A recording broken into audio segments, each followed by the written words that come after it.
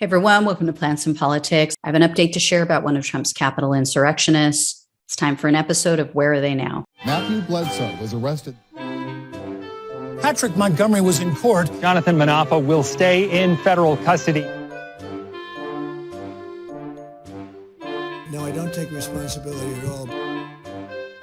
So 25-year-old Felipe Marquez of Florida has been sentenced. Marquez is the man who famously told a reporter that his part in the attack on the Capitol was his Rosa Parks moment, his Martin Luther King Jr. moment. Yeah, because subverting a legitimate election is what those two pro-democracy historical figures were all about. But anyway, I digress. Marquez also told the reporter that he went to D.C. to protest communism and prostitution. It just doesn't even need to make sense, you guys. That's all we need to know and accept.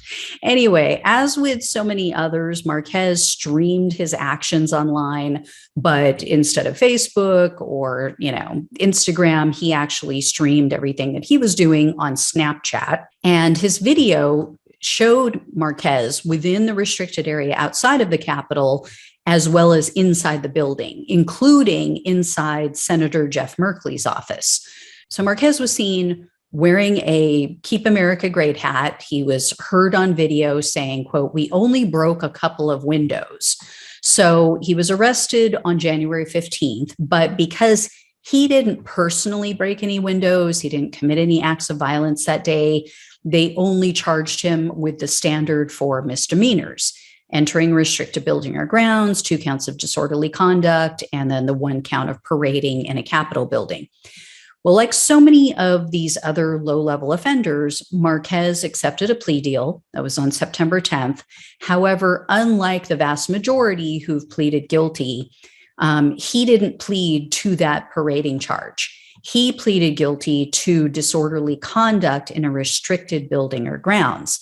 Now, that charge comes with a greater penalty. It's actually up to 1 year in prison and greater fines. The parading charge is only 6 months, as you guys may recall. So that tells me that prosecutors wanted to give him more jail time for some reason. And the prosecutors were requesting 4 months in prison. And they pointed to the fact that Marquez entered a senator's office. That was one of the justifications they gave for seeking time behind bars. The judge overseeing the case was Rudolph Contreras. Unfortunately, he disagreed with the prosecutor's assessment. Judge Contreras said that he's optimistic that Marquez has a different outlook. He's going to take a hard look at himself. Now, this is presumably because Marquez has expressed remorse. He apparently, prior to his sentencing hearing, told a local news outlet that false information about human trafficking and other stories were the impetus for his attendance on January 6th. I mean, I don't know, maybe look into it before you go attacking a federal building. Maybe do some research. That might be nice.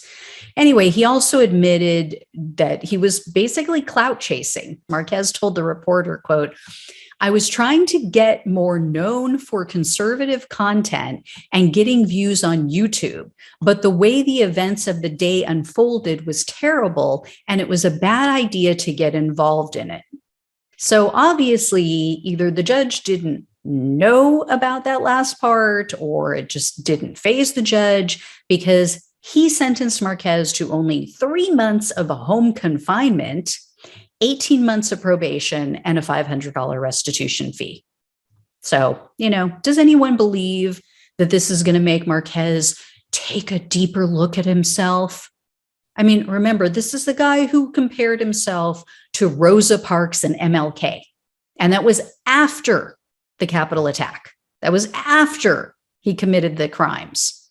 So we'll see what happens. But yeah, I have no doubt we're going to be seeing Marquez again in the future. This is not a deterrent. So 3 months sitting at home, binging on Netflix. Ooh, how terrible. As they say, don't threaten me with a good time. Anyway, guys, I'll talk with you soon. Thanks so much for watching and listening. Take care.